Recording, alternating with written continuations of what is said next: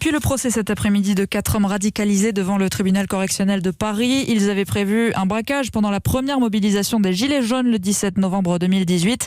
Lors de leur interpellation, l'ancien ministre de l'Intérieur, Christophe Castaner, avait parlé d'un attentat déjoué.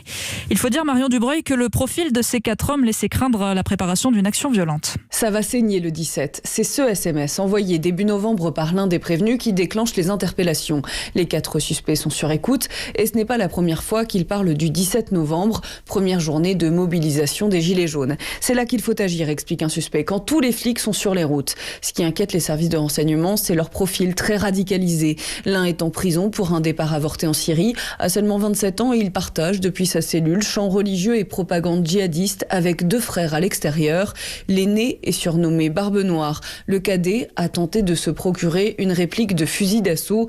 Le 4e suspect, un quinquagénaire ex-militaire converti, ne cache quant à lui pas sa haine de la France. Sauf qu'au fil de l'instruction, la réalité d'un projet d'attentat s'étiole au profit d'un projet de braquage au contour flou, un fourgon ou un distributeur de billets à Saint-Étienne.